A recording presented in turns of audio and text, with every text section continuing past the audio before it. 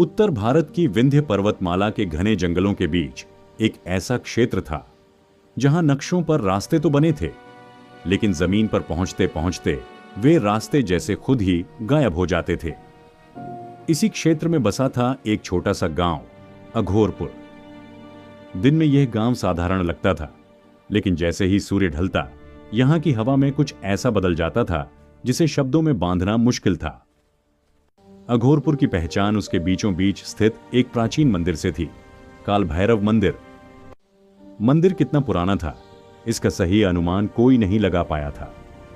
गांव के बुजुर्ग कहते थे कि जब उनके परदादा भी बच्चे थे, तब भी यह मंदिर उतना ही पुराना और उतना ही शांत था। मंदिर का मुख्य द्वार हमेशा आधा खुला रहता था। ना कोई पुजारी स्थायी रूप से वहां रहता था, न ही रोज की आरती का कोई निश्चित समय था। फिर भी हर सुबह मंदिर के गर्भगृह में दीपक जला हुआ मिलता था। यह बात जितनी रहस्यमयी थी, उतनी ही डरावनी भी। गांव में एक अघोषित नियम था, सूरज ढलने के बाद कोई भी मंदिर के पास नहीं जाता था। जो गलती से चला भी जाता, वह लौटकर कभी वही नहीं रहता। इसी गांव में एक दिन एक युवक आया, आरव।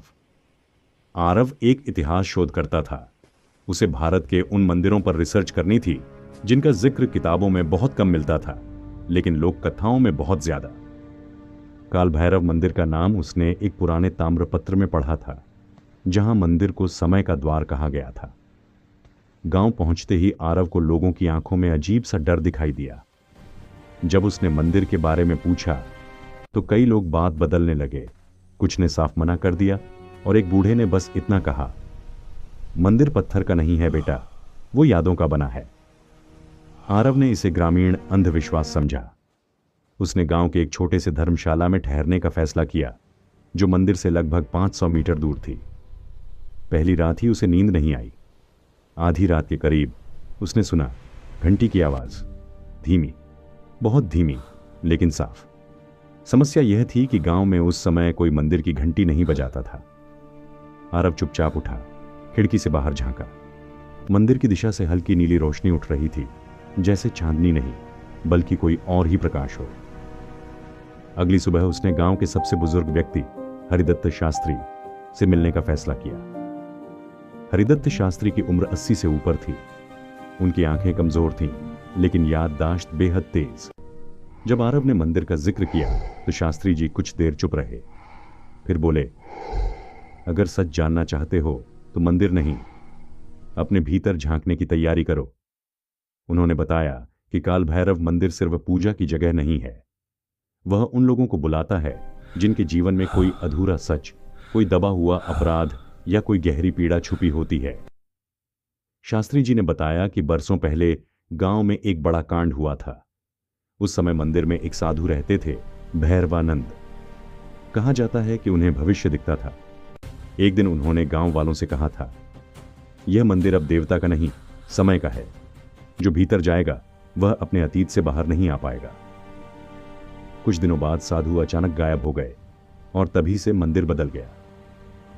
आरव को यह सब कहानी जैसा लगा, लेकिन उसके भीतर कुछ खिंच रहा था।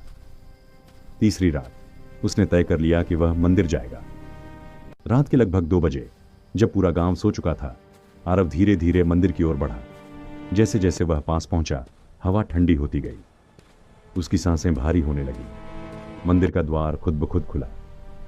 अंदर अंधेरा नहीं था, बल्कि एक अजीब सी धुंधली रोशनी थी, जो किसी दीपक से नहीं आ रही थी। गर्भगृह में कदम रखते ही आरव को ऐसा लगा जैसे जमीन हिल रही हो। अचानक उसने अपने पिता की आवाज सुनी।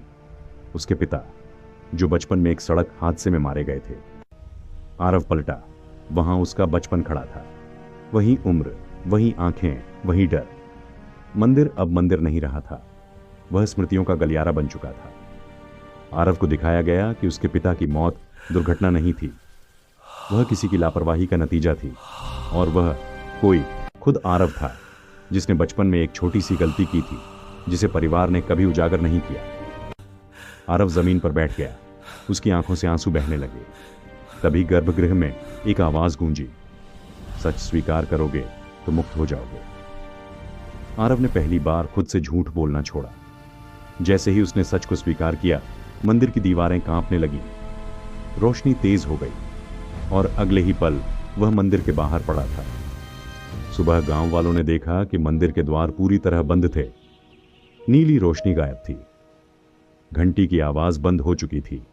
आरव उस दिन गांव छोड़कर चला गया। कुछ महीनों बाद काल भैरव मंदिर पहली बार सामान्य मंदिर जैसा लगने लगा। लोग शाम को भी वहां जाने लगे। लेकिन हरिदत्त शास्त्री जानते थे, मंदिर शांत हुआ है, खत्म नहीं। क्योंकि काल भैरव मंदिर हर उस व्यक्ति की प्रतीक्षा करता है जो अपने भीतर छुपे सच से भाग रहा होता है। और जब भी कोई ऐसा व्यक्ति अघोरपुर आएगा, मंदिर फिर जाग जाएगा। दोस्तों, अगर आपको यह वीडियो थॉट डीसी पसंद आई है तो वीडियो को लाइक करके अपने व्हाट्सएप ग्रुप में शेयर कर दीजिए। और अभी आप इस चैनल पर नए आए हैं तो आप इस चैनल को सब्सक्राइब जरूर कर लीजिए। आपको ऐसी वीडियो रोज देखने को मिलेगी। धन्यवाद।